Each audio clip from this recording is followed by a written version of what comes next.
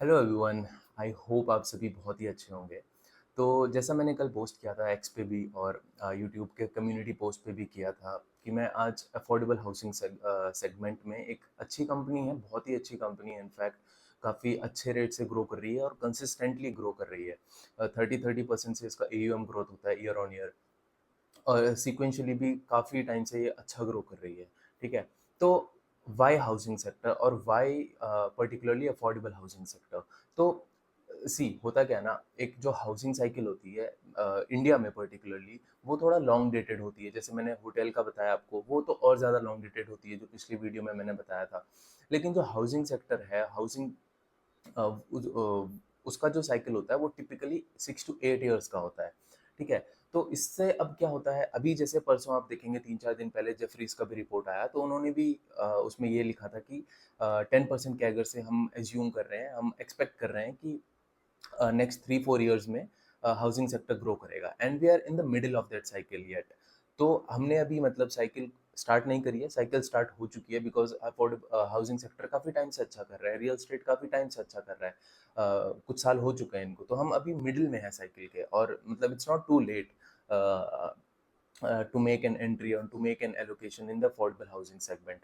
तो अब housing segment में भी आप देखेंगे फोकस पीएम आवास योजना का, अभी जैसे ही इलेक्शन के बाद जो इनफैक्ट जो पहली कैबिनेट मीटिंग हुई थी उसमें प्रधानमंत्री जी ने 3 करोड़ हाउस होल्ड्स को बनाने का एक्सटेंड किया है, जो पीएम आवास योजना थी। तो बहुत अफोर्डेबल हाउसिंग सेगमेंट में बहुत पुश है, और बहुत सारी कंपनीज हैं इसमें, आवास फाइनेंसर्स है और आपका रेपको है, ये होम फर्स्ट फाइनेंस है। तो इस पर्टिकुलर वीडियो में मैं होम फर्स्ट फाइनेंस को डिस्कस करता हूँ। सबसे पहले इनका बिजनेस मॉडल समझाऊंगा, और मुझे काफ़ी अच्छा लगता है ये अफोर्डेबल हाउसिंग सेगमेंट में बहुत अच्छे से ग्रो कर रहा है, और बाकी पैरामीटर्स भी इसके काफ़ी अच्छे हैं। तो सबसे पहले बिजनेस मॉडल समझते हैं। तो जैसे अब यूनिवर्सल बैंक्स हैं, like let's say HDFC bank, axis bank, या आपका एसबीआई, ये जितने भी आईडीएफसी, जितने भी यूनिवर्सल बैंक्स हैं, ये हर किसी को लेंड नहीं कर सकते हैं। ये जैसे प्रायोरिटी सेक्टर में कोई आता है जो लो इनकम क्लास का है, जिसकी कोई मतलब बहुत ज़्यादा इनकम नहीं है, फैमिली की इनकम 50,000 से कम है महीने की, तो ये वहाँ पे बहुत ज़्यादा लेंडिंग नहीं करते हैं। इनफैक्ट इनको अगर प्रायोरिटी सेक्टर नॉर्म्स को फुलफिल करना होता है, तो ये को लेंडिंग के थ्रू एनबीएफसीज के साथ या फिर हाउसिंग कंपनीज के साथ को लेंडिंग के अरेंजमेंट में आके वहाँ से ये अपनी प्रायोरिटी सेक्टर लेंडिंग नॉर्म्स को कंप्लीट करते हैं। तो अब इनको लोन नहीं देता है कोई, तो इनको लोन कौन देगा? इनको लोन देते हैं जैसे आपका रेपको, आवास और होम फर्स्ट फाइनेंस वाले। ये क्या करते हैं, इनका पहले आपको एक स्लाइड दिखाता हूँ। आप टिपिकल जो इनका कस्टमर बेस है उसको समझने के लिए बहुत इंपॉर्टेंट है स्लाइड। ठीक है। अब आप अपनी स्क्रीन पे देखो, इसमें इन्होंने 3 टाइप के कस्टमर्स को इनको इन्होंने दिखाया है। फर्स्ट देखो, फॉर्मल में है सैलरी, जो ये लेडी हैं, तो इनका जो करंट सैलरी है वो 12,000 का है, लेकिन जो इनकी हस्बैंड की पेंशन आती है वो अराउंड 13,000 आती है, और ये टेलरिंग का बिजनेस भी करती हैं, तो उससे 4,000 का इनका और बन जाता है पर मंथ। तो जो नॉर्मल ट्रेडिशनल बैंक्स होते हैं, जैसे मैंने आपको पहले बताया, तो वो कंप्लीट फैमिली इनकम को और जो सोर्सेज है वहाँ से यूजुअली इंक्लूड नहीं करते हैं अपने, जब भी क्रेडिट अप्रेजल करते हैं या फिर देखते हैं कि क्रेडिट हिस्ट्री कैसा है कस्टमर का और इसको लोन देना चाहिए या नहीं, तो वो सिर्फ फॉर्मल देखते हैं। जैसे इस केस में इन लेडी की जो फॉर्मल इनकम है, जो फॉर्मल सैलरी है जो आती है इनकी अपने एम्प्लॉयमेंट से, वो 12,000 की है, तो इनको तो लोन कोई नहीं देगा। लेकिन होम फर्स्ट फाइनेंस क्या करता है, इनका पेंशन को भी इंक्लूड करेगा जब वो क्रेडिट देख के क्रेडिट क्वालिटी चेक करेगा कस्टमर की, और इसका जो एडिशनल इनकम इनका टेलरिंग से आता है वो भी इंक्लूड करेगा। तो जो 85% ऑफ द जो इनका कस्टमर है, इनका बहुत सारा जो कस्टमर्स है उनकी सैलरी पर मंथ 50,000 से कम है, और एक साल में वो 6 लाख पर एनम से कम ही हुआ है, मतलब सिंपल मैथमेटिक्स, राइट। तो दूसरा इनका जो टाइप का कस्टमर है वो है इनफॉर्मल में है, सैलरीड है बट, ठीक है। वो है एक ऑटोमोबाइल टेक्नीशियन है, इनके सैलरी आप सब कुछ इनकी डिटेल्स पढ़ लो कैसे कैसे हैं। ये इनकी वाइफ हैं, जो जो इनकी को एप्लीकेंट है, वो मैथ्स टीचर हैं, और इनकी जो इनकी खुद की सैलरी 35,000 की है, और को ऐप की कैश सैलरी है 12,000 की, इनकी वाइफ की सैलरी, तो ये दोनों को इंक्लूड करेंगे जब होम लोन देंगे। और थर्ड आप देखो, ये एक गोलगप्पे वाला एक जो इनका कस्टमर है, ये भी अपना स्टॉल लगा के बेचते हैं गोलगप्पे, और इनका बेटा भी बेचता है, और इनकी वाइफ जो है वो मैन्युफैक्चरिंग में है, और अलग अलग टी स्टॉल में लिखा है, मतलब सब, मैं नहीं जानता हूँ इन्हें। तो ये सारा इंक्लूड करते हैं कितना इनकम आया, तो इनका टाइप, कस्टमर टाइप ये है। और ये अगर टिपिकली एचडीएफसी से लोन लेने जाएं या एक्सिस से लोन लेने जाएं, आईसीआईसीआई, ये जो स्टैंडर्डाइज्ड यूनिवर्सल बैंक्स हैं, तो वो उनको लोन नहीं देंगे। इनका इतना लंबा डॉक्यूमेंटेशन प्रोसेस होएगा कि अगर ये लेट्स से ये सेल्फ एम्प्लॉयड जो है कस्टमर थ्री, ये 1 दिन 2 दिन 3 दिन 10 दिन बैंक के चक्कर काटते रहेंगे, तो इनका खुद का भी जो बिजनेस है दिन का वो भी डिसरप्ट होगा। तो इनको टारगेट करता है आपका होम फर्स्ट फाइनेंस, और ये इजीली, मतलब इनका 1-2 दिन में इनका लोन, अगर ये एलिजिबिलिटी क्राइटेरिया जो भी उनका होता है फुलफिल करते हैं, तो इनको लोन सैंक्शन हो जाता है जल्दी। तो ये इनका टिपिकल कस्टमर बेस है। तो अब हम बात करते हैं, थोड़ा सा फाइनेंशियल स्पेस में बात कर लेते हैं। जैसे मैंने वीडियोस बनाई है पहले भी, अभी कुछ टाइम पहले जब एचडीएफसी का रिजल्ट आया था, एक्सिस का रिजल्ट आया था, वहाँ पे जो सबसे बड़ी प्रॉब्लम चल रही है वो चल रही है आपके कासा डिपॉजिट्स की। क्योंकि हमारा जो सेविंग्स है, इंक्लूडिंग मी, जैसे हम जैसे रिटेल इन्वेस्टर्स का सेविंग मोस्टली जा रहा है बैंक्स, एक्विटी मार्केट्स में। ठीक है, तो हम जो पहले सेव किया करते थे बैंक्स में, वहाँ से पैसा निकल के एक्विटी मार्केट्स में जा रहा है। तो जो बैंक्स का कासा डिपॉजिट्स है वो श्रिंक हो रहा है। अब कासा डिपॉजिट अगर श्रिंक होता है, तो आपको सबसे पहला इम्पैक्ट आता है, आपका कॉस्ट ऑफ बोरोविंग बढ़ जाता है, because CASA deposits, current accounts and savings account, CASA, तो उसका वो लो कॉस्ट ऑफ फंड्स होता है किसी भी बैंक के लिए जो डिपॉजिट ले सकता है। तो वहाँ इतना पैसा नहीं जा रहा है, तो वहाँ इनका कॉस्ट ऑफ फंडिंग बढ़ गया है, कॉस्ट ऑफ बोरोविंग बढ़ गया है इन सब बैंक्स का। और इसीलिए इनका जो मार्जिन है, जो इनका स्प्रेड बनता है फाइनली, अगर ये बैंक का बिजनेस मॉडल क्या होता है, लेवरेज पे काम करता है। पैसा उठाता है कहीं से, चाहे वो लो कॉस्ट कासा डिपॉजिट से उठाए हम जैसे लोगों से, या किसी भी बॉन्ड्स के थ्रू उठाए, या फिर इक्विटी डाइल्यूट करके उठाए, तो जितना भी कॉस्ट उसको बोरोविंग में आ रहा है, वो आगे जाके उसी पैसा को हाई रेट पे बेचेगा, और जो बीच का स्प्रेड होगा वो कमाएगा। तो इनका स्प्रेड में कंप्रेशन आ रहा है, ये पूरे बैंकिंग में जो यूनिवर्सल बैंक है इसमें ये प्रॉब्लम आ रहा है। और दूसरा प्रॉब्लम आ रहा है जो आरबीआई ने बीच बीच में इनको थोड़ा स्ट्रिक्ट रूल्स करता रहता है। जैसे आप देखेंगे, अगर लोन्स अगेंस्ट प्रॉपर्टी है उसका रिस्क वेटेड पहले 100 हुआ करता था, अब 125% हो गया है। पर्सनल लोन का भी 125% हो गया, तो वहाँ जो अच्छा ग्रोथ कर रहे थे वहाँ भी इनको ग्रोथ अब रोकना पड़ेगा, बिकॉज कैपिटल रिक्वायरमेंट अब आपको ज़्यादा लगेगा। तो ये चल रहा है आपका यूनिवर्सल बैंक्स में। अब मैं स्मॉल फाइनेंस बैंक और माइक्रो फाइनेंस है, मैंने काफ़ी वीडियोस काफ़ी कंपनीज को डिस्कस किया है, उज्जीवन, उत्कर्ष, और माइक्रो फाइनेंस में जैसे क्रेडिट एक्सिस ग्रामीण, फ्यूजन माइक्रो फाइनेंस और अरमान को भी मैंने डिस्कस किया है। तो वहाँ पे अगर मैं देखूँ तो प्रॉब्लम क्या चल रहा है, इवन तो दोनों अलग अलग हैं, एक स्मॉल फाइनेंस बैंक हो गया, एक माइक्रो स्पेस हो गया, माइक्रो फाइनेंस का स्पेस हो गया, जो छोटे छोटे टिकट साइजेस के लोन देते हैं, ग्रुप लोन्स जो देते हैं। लेकिन एस एफ बी का भी काफ़ी फोकस, काफ़ी एक्सपोजर अनसिक्योर्ड लेंडिंग में होता है, माइक्रो स्पेस में भी होता है। तो इनका प्रॉब्लम क्या आ रहा है कि ओवर लेवरेज्ड हो चुके हैं। आप अरमान का अगर पढ़ोगे, इनफैक्ट जैसे अरमान की कॉन कॉल आप पढ़ोगे, तो सबसे पहले यूजुअली क्या होता है, किसी भी कॉन कॉल में मैनेजमेंट आता है और बताता है हमारा क्वार्टरली परफॉर्मेंस कैसा रहा है। तो क्वार्टरली परफॉर्मेंस बताने से पहले ही जो मैनेजमेंट ने बोला कि we would like to address the elephant in the room, which is an uptick in the credit cost. मतलब सबका क्रेडिट कॉस्ट बढ़ रहा है। क्रेडिट कॉस्ट क्या होता है, provisions divided by your GNPA, कितना आपने प्रोवाइड किया अगेंस्ट योर जितने भी आपके लोन्स खराब हुए हैं, एनपीएस जो हो गए हैं आपके। तो आपका क्रेडिट कॉस्ट बढ़ेगा, उससे क्रेडिट कॉस्ट बढ़ेगा तो आपके सारे फाइनेंशियल पैरामीटर्स खराब हो जाएंगे, बिकॉज कॉस्ट ज़्यादा लगेगा आपको, आपके आरओई कम हो जाएगी, आपका आरओए कम हो जाएगा। दूसरा बड़ा प्रॉब्लम आपका ये आएगा कि आपको अब पहले अपनी एसेट क्वालिटी सुधारनी पड़ेगी ताकि क्रेडिट कॉस्ट कम हो। तो आपका ध्यान ऑटोमेटिकली, जो आपका ग्रोथ पे ध्यान था पहले, वो ग्रोथ से ध्यान हट के आपका एसेट क्वालिटी को इम्प्रूव करने में आ जाएगा। तो ये चल रहा है आपका माइक्रो फाइनेंस स्पेस में, और कहीं ना कहीं थोड़ा बहुत स्मॉल फाइनेंस बैंक के स्पेस में।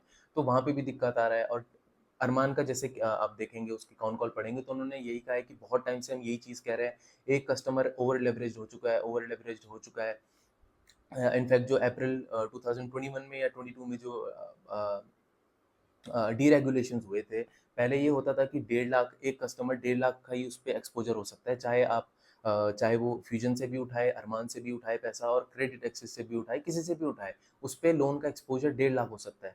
बाकी ये आगे जाके रूल चेंज हुआ है, 50% आपका जो एफ एक्सपोजर है, 50% ऑफ द ईएमआई आपका हो सकता है अब टोटल इनकम के अगेंस्ट। तो वहाँ से जैसे ये डीरेगुलेशंस हुए, बहुत एक्सेसिव लेंडिंग शुरू करी इन सब ने, जो ये माइक्रो फाइनेंस प्लेयर्स हैं, एक एक कस्टमर को पकड़ पकड़ के उसको ये भी लोन देता है, उसको वो भी लोन देता है, उसको वो भी लोन देता है, तो ओवर लेवरेजिंग की प्रॉब्लम आ गई है। अब कस्टमर इतना कमाता ही नहीं है जितना उसके पास लोन है, तो ऑब्वियसली वो आगे जाके डिफॉल्ट ही करेगा। तो वही हो रहा है अभी भी फिलहाल माइक्रो फाइनेंस स्पेस में। लेकिन जो इसका हाउसिंग फाइनेंस का स्पेस है, अगर आप इनकी कॉन कॉल पढ़ोगे तो ये कह रहे हैं there is no shortage of demand. हमारा डिमांड बहुत अच्छा है, हम आगे भी 30% का जो डिसबर्सल रेट है Q1 ऑफ FY25 को, अगर हम उसको एक्सपेंड करें पूरा इस साल के लिए देखें, तो तब भी हम 30% से ग्रो कर रहे हैं। तो यहाँ पे ग्रोथ में भी कोई कमी नहीं आई। जैसे इनका एसेट क्वालिटी भी बहुत अच्छा है, वो सब चीज़ें मैं डिस्कस करूंगा। तो हाउसिंग फाइनेंस में पर्टिकुलरली कोई प्रॉब्लम नहीं आ रहा है, डिमांड अच्छा है, टेलविंड्स हैं, हाउसिंग सेक्टर भी अभी अच्छा कर रहा है, we are in the middle of that cycle. तो यहाँ पे बहुत सारा अच्छा डिमांड चल रहा है। तो मैंने बिजनेस मॉडल बता दिया इसका क्या है। 85% ये होम लोन्स देते हैं कस्टमर्स, मैंने बता दिया आपको कैसे हैं। और इनका टिकट साइज यूजुअली होता है 10 से 15 लाख, 5 लाख का भी होता है, 10 लाख, 15 लाख, 20 लाख, 25 लाख। इनफैक्ट जो ग्रोथ है, जो ये कह रहे हैं कि आगे जाके जो ग्रोथ आएगी वो 15 से 30 लाख वाले सेगमेंट में आएगी।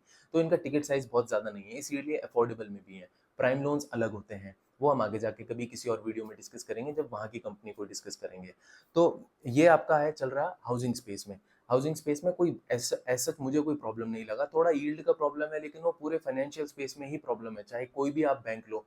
Because high interest rate environment में और कंपेटिटिव इंटेंसिटी जब बढ़ती है, तो आप यील्ड बहुत ज़्यादा नहीं ले सकते हो। पर्टिकुलरली जब आप सिक्योर्ड लेंडिंग कर रहे हैं, तो आप यील्ड ज़्यादा नहीं ले सकते हो, आपका कॉस्ट ऑफ बोरोविंग भी बढ़ रहा है, और उस वजह से आपके स्प्रेड में भी थोड़ा सा दिक्कत आती है। लेकिन वो धीरे धीरे ठीक हो जाएगा, जैसे आपका इंटरेस्ट रेट कम होंगे, और थोड़े टाइम के लिए, 1-2 क्वार्टर्स के लिए आपका स्प्रेड मेंटेन रहता है, मतलब स्प्रेड बढ़ जाता है, क्योंकि आप एकदम से ट्रांसफर नहीं करते हैं। आप लो कॉस्ट, जब इंटरेस्ट रेट कट होता है तो एकदम से आप ट्रांसफर नहीं करते हो कस्टमर्स को वो। ठीक है। अब इसका हम पहले फाइनेंशियल की बात कर देते हैं, लास्ट में फिर कॉन कॉल का डिस्कशन करेंगे क्या हुआ था। तो अब आप एग्जीक्यूटिव समरी देखो, Q1 ऑफ FY25 की इन्होंने कैसे किया। तो इनका जो डिसबर्समेंट का ग्रोथ है, जो एसेट, पहले एसेट अंडर मैनेजमेंट का बात करते हैं, जो कि आपका ग्रॉस लोन पोर्टफोलियो भी होता है। तो दो फिगर्स हैं, दो बॉक्सेस में है, एक में YOY ग्रोथ है, एक में QOQ ग्रोथ है। पिंक वाला QOQ है, ब्लू वाला YOY है, वो आपको दिख ही रहा होगा। तो 34% से एसेट अंडर मैनेजमेंट बढ़ा है YOY, और 8% से quarter on quarter. Very good, अच्छा किया है। डिसबर्समेंट की अगर बात करें तो 30% से डिसबर्समेंट बढ़ा है YOY, और 5.5% से बढ़ा है QOQ। वेरी गुड, अच्छी बात है। अब ग्रॉस स्टेज 3, जो POS मतलब होता है प्रिंसिपल आउटस्टैंडिंग। अब ग्रॉस स्टेज 3 क्या होता है, मैंने वैसे बहुत वीडियोस में डिस्कस किया, but let's discuss it again. Stage 1 में वो एसेट्स आते हैं आपके, वो लोन्स आते हैं जो 30 डेज तक ओवरड्यू हो रखे हैं। तो वो जिनमें रिस्क बहुत ज़्यादा भी नहीं है, लेकिन हाँ वो ओवरड्यू आ चुके हैं, तो वो स्टेज 1 में आपके एसेट्स आ गए। एक बैंक का मेन जो फोकस होता है वो होता है कि आपका पहले तो किसी भी स्टेज में ना आए, लेकिन अगर स्टेज 1 में कोई लोन आ गया तो उसको स्टेज 2 और स्टेज 3 में जाने में रोकना पड़ेगा किसी भी हाल में, वरना अगर स्टेज 3 में चला गया तो वो ग्रॉस NPA हो जाता है। अब स्टेज 2 में कौन से लोन्स आते हैं, वही लोन जैसे 30 डेज ओवरड्यू हो चुका था, अब 31 डेज से 89 डेज तक वो ओवरड्यू होगा, और उसमें क्रेडिट रिस्क भी बढ़ जाएगा, बिकॉज अब बैंक को लग रहा है, या इस कंपनी को लग रहा है होम फर्स्ट को, कि यार और दिक्कत आएगी, ये कस्टमर अब तो वापस नहीं करेगा, और रिस्क आ गया है, उसकी सैलरी भी कम हो गई है या जॉब चली गई है। Because banks have that data, सब पता रहता है बैंक्स को। तो वो उस जो स्टेज 1 में था, अब वो 31 टू 89 डेज तक जब ओवरड्यू रहेगा, तो वो स्टेज 2 में आ जाएगा। अब 89 डेज से और ओवरड्यू हुआ, वो लोन नहीं आया उसका EMI, तो वो स्टेज 3 में चला जाता है, और वो हो जाता है ग्रॉस NPA। तो इस स्लाइड से यही मतलब है कि इनका जो ग्रॉस NPA का फिगर है 1.7% का है।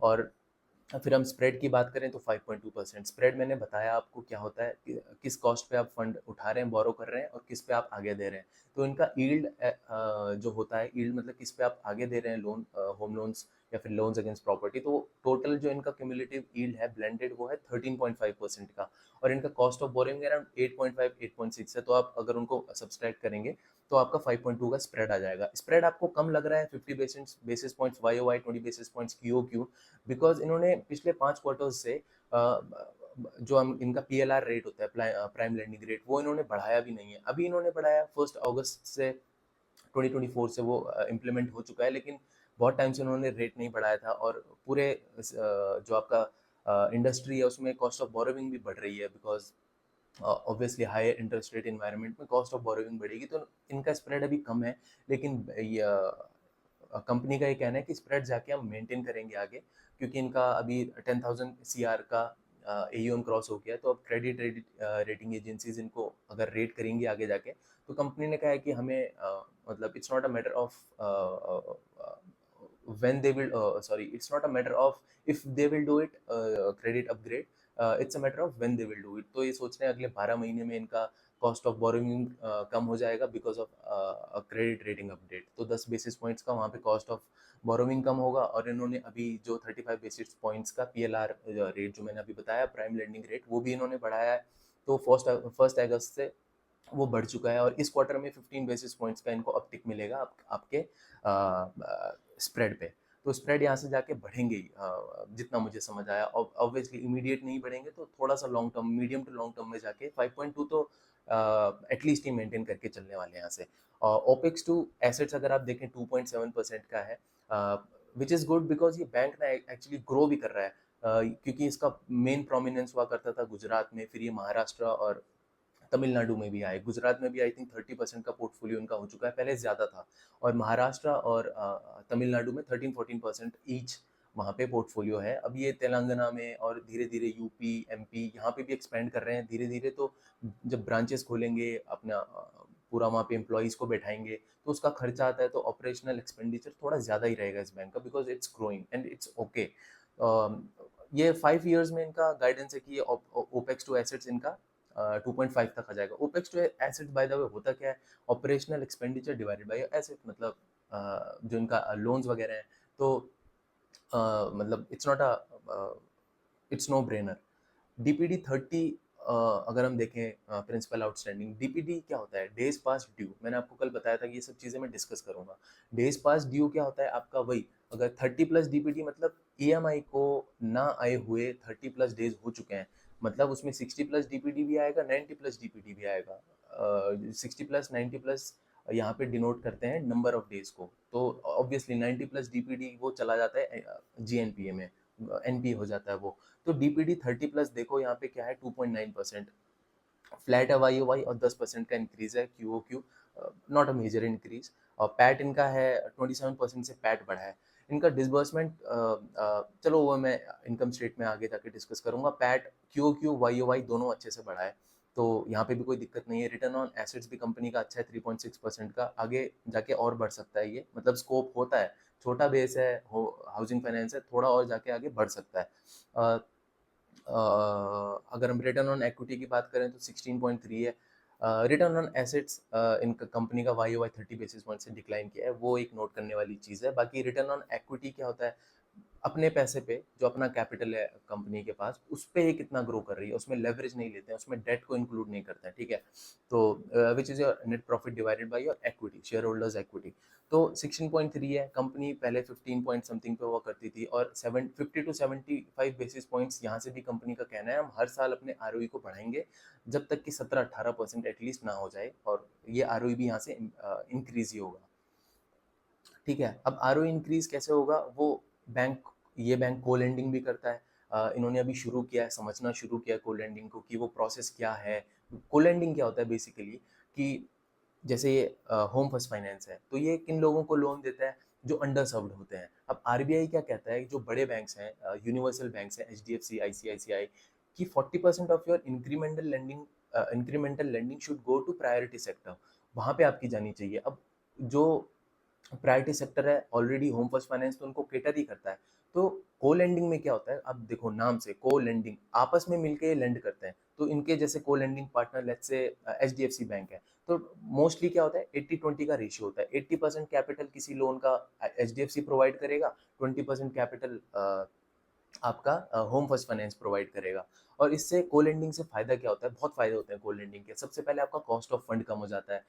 इस होम फर्स्ट के लिए ये फायदा होता है कि कॉस्ट ऑफ फंड कम हो जाता है, बिकॉज एचडीएफसी ऑब्वियसली उसका कॉस्ट ऑफ बोरोइंग कम है as compared to home first finance, because of the CASA deposits, तो उनका कॉस्ट ऑफ फंड्स कम हो गया। दूसरा, ये थोड़ा सा ज़्यादा यहाँ पे मार्जिन इनको मिल जाएगा because of the lower cost of funds.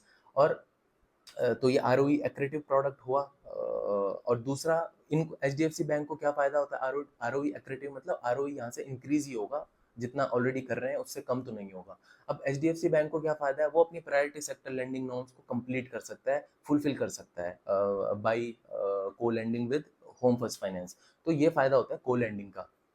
और आपको कैपिटल भी ज़्यादा नहीं लगाना पड़ता है। जब कैपिटल आप खुद का ज़्यादा नहीं लगाएंगे तो आपका जितना भी रिटर्न बनेगा वो आरओई एक्रेटिव ही होगा, सॉरी, मतलब इट्स कॉमन सेंस। अगर आरओई होता ही क्या है, अपना कैपिटल पे आपने कितना पैसा कमाया, आपने जितना कम कैपिटल पे जितना ज़्यादा पैसा कमाया, आपका उतना आरओई बढ़ जाता है। तो ये हुआ इसकी बात। कस्टमर्स मैंने बता दिया कैसा होता है। थोड़ा सा इसकी इनकम स्टेटमेंट देख लेते हैं। यहाँ पे टोटल इनकम बढ़ा है कंपनी का, मैं वाई वाई कंपेयर करता हूँ 31% से, और सीधे आप आओ क्रेडिट कॉस्ट वाले फिगर पे आओ। क्रेडिट कॉस्ट देखो कंपनी का, अगर आप mutual sorry micro finance industry में बात करते हैं तो वहाँ पे अरमान का क्रेडिट कॉस्ट की पहले गाइडेंस हुआ करती थी 2.5 से 3% की। अब वो कह रहे हैं कि 50% का 50 बेसिस पॉइंट्स का सॉरी और अपटिक आ सकता है। फ्यूजन का तो ऑलरेडी 3.5 क्रॉस हो चुका है। क्रेडिट का भी मतलब 2.5 से 2.7% के अराउंड उनका क्रेडिट कॉस्ट था। तो वहाँ पे क्रेडिट कॉस्ट कितना ज़्यादा है, यहाँ पे क्रेडिट कॉस्ट कंपनी का कितना है 0.20% का, और गाइडेंस इनका है 0.30 to 0.40। तो इस यहाँ पे तो कोई क्रेडिट कॉस्ट का प्रॉब्लम ही नहीं हो रहा है। ये इसीलिए भी है क्योंकि इनके ज़्यादातर के ऑलमोस्ट सारे लोन्स इनके जो हैं वो सिक्योर्ड लोन्स हैं। तो सिक्योर्ड लोन जब होता है आपके पास, तो अगर आपने होम लोन दिया है, कस्टमर ने आपको पैसा नहीं दिया, तो आपको पेपर डीड्स आपके पास है उसकी, आप वो जाके भेज दोगे, और कस्टमर भी यूजुअली डिफॉल्ट नहीं करता है। तो ऑब्वियसली क्रेडिट कॉस्ट कम ही रहती है। तो एज अ सेक्टर मैं यहाँ पे कंपेयर कर रहा हूँ, कंपनीज के बिजनेस मॉडल्स को मैं कंपेयर नहीं कर रहा हूँ। माइक्रो फाइनेंस बहुत ही अलग चीज़ है, होम फर्स्ट फाइनेंस जहाँ काम करता है वो बहुत ही अलग चीज़ है।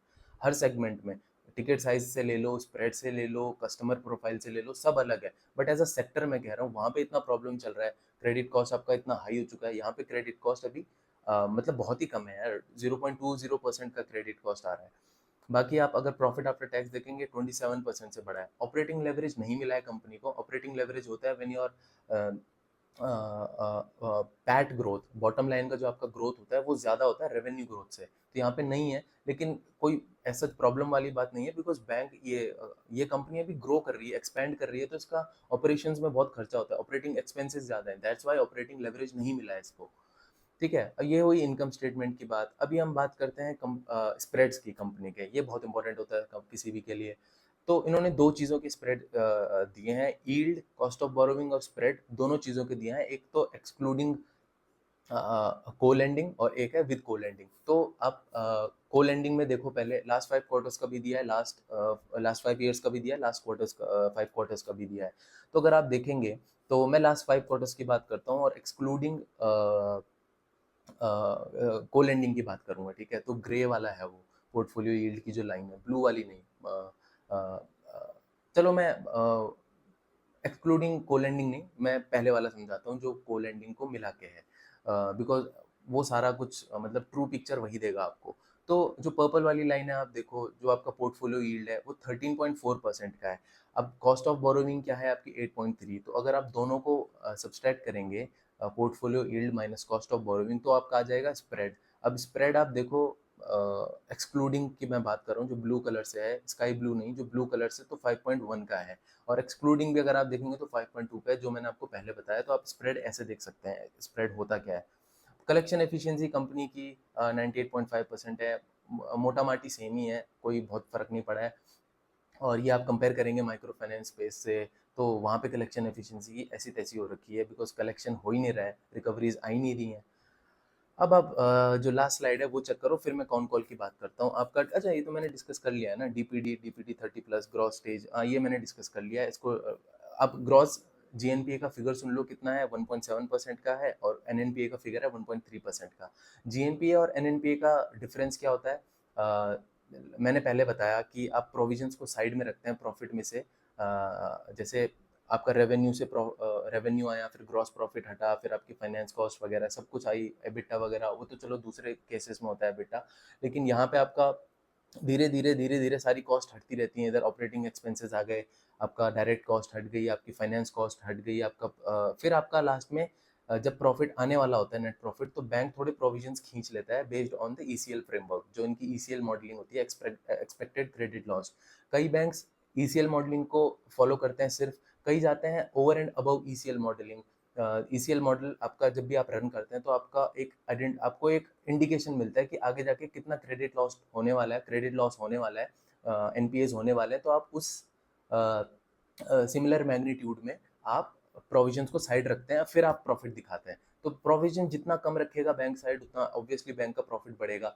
तो कुछ बैंक्स होते हैं, जैसे ये कंपनी है, ये मैनेजमेंट ओवरलेज भी करती है। मैनेजमेंट ओवरलेज क्या होता है, जब आप कुछ प्रोविजन साइड रखते हो ओवर कंजर्वेटिव होके, ईसीएल ने आपको बताया 70 करोड़ का आपको प्रोविजन रखना है, लेकिन आपने ओवर एंड अबव जाके 80 करोड़ का प्रोविजन रख दिया, बिकॉज आप कंजर्वेटिव खेल रहे हो और आपको लगता है कि आगे जाके दिक्कत ना हो, बिकॉज अभी हम अच्छा कर रहे हैं। तो इन गुड टाइम, जैसे एचडीएफसी बैंक करता है, जब वो अच्छा करता है तो वो थोड़ा ज़्यादा प्रोविजन साइड करता रहता है फॉर द बैड टाइम्स। तो ये कंपनी कर रही है बहुत ज़्यादा इस पे, आई थिंक 18 करोड़ का मैनेजमेंट ओवरले भी है, over and above the regulatory requirement under ECL. तो ग्रॉस एनपीए नेट एनपीए में वही फर्क होता है। अगर आप, जैसे आप मैंने बताया, प्रोविजंस आपने निकाल के रखे ग्रॉस एनपीएस के लिए, तो ग्रॉस एनपीएस में से जब आप प्रोविजंस माइनस करते हैं तो आपका एनएनपीएस आता है, which is a net non performing assets. Net किसी की भी फिगर में आता है, किसी भी वर्ड में आता है, तो आप देखो, आपको सबसे पहले समझना है कि कुछ ना कुछ इससे माइनस हुआ है। नेट का मतलब ही होता है नेट ऑफ समथिंग, तो उस हिसाब से भी आप देख सकते हो। बाकी मैं कॉन कॉल की मैं बात करता हूँ, काफ़ी चीज़ें मैंने डिस्कस कर ली हैं। तो कंपनी को ग्रोथ में कोई प्रॉब्लम नहीं आ रहा है। अभी को लेंडिंग कंपनी का 5 से 7% के बीच में है ओवरऑल डिसबर्समेंट्स के अगेंस्ट। तो कंपनी इसको धीरे धीरे अभी इमीडिएटली 10% तक लेना चाहती है। उससे अगेन आरओई आपका इम्प्रूव होगा और कैपिटल बहुत ज़्यादा नहीं लगता है को लेंडिंग में। तो फ़ायदे ही फ़ायदे हैं को लेंडिंग के तो। और लैब जो शेयर है अभी वो 15 से 20% के बीच में है। इनका गाइडेंस है कि लैब को भी ये स्केल करेंगे आगे। और लैब को जब ये स्केल करेंगे, लैब होता क्या है, लोन्स अगेंस्ट प्रॉपर्टी, तो वहाँ पे आपको यील्ड भी ज़्यादा मिलता है, तो आप अपने यील्ड को भी बचा सकते हैं, और बाकी आप अपनी स्प्रेड को भी बचा सकते हैं अगर आपके कॉस्ट ऑफ बोरोइंग में कोई आगे दिक्कत आती है तो। ठीक है। मैंने आपको बताया 35 बेसिस पॉइंट से इन्होंने इंक्रीज कर दिया अपना पीएलआर रेट, और वो 15 बेसिस पॉइंट्स का इम्पैक्ट आएगा इस क्वार्टर में, अपसाइड इम्पैक्ट आएगा। ठीक है। तो डिमांड में कोई प्रॉब्लम नहीं है, no slow down in demand, actually it is quite strong. और लैब भी इनका ग्रो करेगा, ईसीएल मॉडलिंग वाला भी मैंने बता दिया, टेलविंड्स मैंने बता दिया आपको क्या क्या चल रहा है। तो धीरे धीरे ये आगे जाके अपने स्प्रेड को कैसे मेंटेन करेंगे, जैसे मैंने बताया 5.2 का स्प्रेड है, वो इसीलिए भी मेंटेन करेंगे, एक तो लैब में फोकस करेंगे जो हाई आपका यील्ड प्रोडक्ट होता है। दूसरा, ये स्मॉलर मार्केट्स में जा रहे हैं धीरे धीरे, जहाँ पे ये प्रेजेंस है थोड़ी बहुत इनकी, जैसे तेलंगाना में है, इन्होंने अभी शुरू किया, इनको हो गया थोड़ा बहुत टाइम, तो वहाँ पे भी अभी डीप जाएंगे, एमपी में भी डीप जाएंगे, उत्तराखंड उत्तर प्रदेश में भी अभी डीप जाएंगे कुछ सालों में। तो वहाँ पे जब भी जितना स्मॉलर मार्केट्स में घुसेंगे ना, तो वहाँ के कस्टमर से आप उतना ज़्यादा यील्ड चार्ज कर सकते हो, तो आपका ओवरऑल पोर्टफोलियो यील्ड आपका मेंटेन रहेगा, तो उस हिसाब से आपकी स्प्रेड भी मेंटेन रहेगी। और इमीडिएटली आपको पता ही है इंटरेस्ट रेट अब कटने शुरू होने वाले हैं। तो जब इंटरेस्ट रेट कट होंगे तो बैंक की कॉस्ट ऑफ बोरोविंग कम हो जाएगी, और इमीडिएट बेनिफिट मैंने बताया कस्टमर्स को ट्रांसफर नहीं होता है, उसमें टाइम लगता है। तो जब इमीडिएट बेनिफिट, तो कुछ 1-2 क्वार्टर्स में इनको फायदा ही होने वाला है, या रेट कट के बाद इनका स्प्रेड ज़्यादा ही होने वाला है। ठीक है। अ, उम, उम, उम, उम, अब बाकी चलो थोड़ी सी इसकी बात कर लेते हैं कि ये कैपिटल रेस कब करेंगे। इनका कहना है कि हम 6 से 8 महीने में कैपिटल रेस करेंगे, बिकॉज अभी इनके पास कैपिटल एडिक्वेसी रेशियो है, जो रिस्क वेटेड सीआरएआर होता है, capital to risk weighted asset ratio, वो इनका है 35-36% के अराउंड। मिनिमम रिक्वायरमेंट कितना है, 15% का। सीआरएआर बेसिकली क्या होता है कि आपको कुछ ना कुछ आपका कैपिटल रिजर्व रखना होता है, ताकि आपके पास कोई आगे जाके अगर रन ऑन आता है या कोई भी प्रॉब्लम आती है बैंक के साथ, किसी भी फाइनेंशियल इंस्टीट्यूशन के साथ, तो आपका कैपिटल होना चाहिए आपको वो प्रॉब्लम को फेस करने के लिए। तो 35-36% का है, मिनिमम 15% का है। बैंक कहती है, हम ये कहता है, कंपनी कहती है कि हमको 20% तो मेंटेन रखना है, इवन दो रेगुलेटरी रिक्वायरमेंट 15% की है। तो अभी भी इनके पास 15 से 18% का बफर है। और कंपनी अपना कैपिटल है जो कंज्यूम करती है, वो 2 से 2.5% करती है एक क्वार्टर में। तो 6 से 8 क्वार्टर, 5, 6, 7, 8 क्वार्टर का इनके पास अभी बफर पड़ा है। तो अगर कैपिटल रेज करेगी भी कंपनी इक्विटी डाइल्यूट करके, जो करना पड़ता है एक बैंक को, वो करना ही पड़ता है अगर उसे ग्रो करना है। एक टाइम के बाद आपके पास कैपिटल रेज करने का कोई और तरीका होता नहीं है। ठीक है, आप कितना ही बोरोइंग कर लेंगे, आपको कैपिटल तो रेज करना ही पड़ेगा। तो 6 से 8 क्वार्टर्स के बीच में ये कंपनी कैपिटल रेज करेगी, तो अभी इमीडिएट इक्विटी डाइल्यूशन का कोई सीन नहीं होने वाला है, एटलीस्ट 6 से 8 क्वार्टर्स के बीच में। ठीक है, तो ये इस कंपनी के बारे में है। और आई डोंट थिंक कि कुछ और बचा है बताने के लिए। तो कोई भी आपको डाउट है, आई थिंक मैंने जितना चीज़ें बताई, डीपीडी मैंने डिस्कस कर लिया, एनआईआई एनआईएम बच गया है। एनआईआई क्या होता है? Net interest income. आपने कितना इंटरेस्ट में गंवाया, बोरोविंग में आपने बोरोविंग करी ना बैंक ने, तो उसको पैसा देना पड़ेगा जहाँ से बोरो किया है, तो आपने कितना पैसा दिया उसको आप रखो। अब कितना पैसा आपने इंटरेस्ट से कमाया अपने कस्टमर से, तो जितना आपने कमाया और जितना आपने दिया, अगर उन दोनों को माइनस करेंगे तो आपका आएगा net interest income. Again net आ गया उसमें, तो नेट इंटरेस्ट इनकम किसका? नेट, नेट ऑफ आपकी बोरोविंग्स, जितना आपने कमाया माइनस बोरोविंग्स के में जितना इंटरेस्ट दिया, तो आपका नेट इंटरेस्ट इनकम आ गया। अब नेट इंटरेस्ट मार्जिन क्या होता है? नेट इंटरेस्ट इनकम को आप डिवाइड करो एवरेज एसेट से, तो आपका आ गया नेट इंटरेस्ट मार्जिन।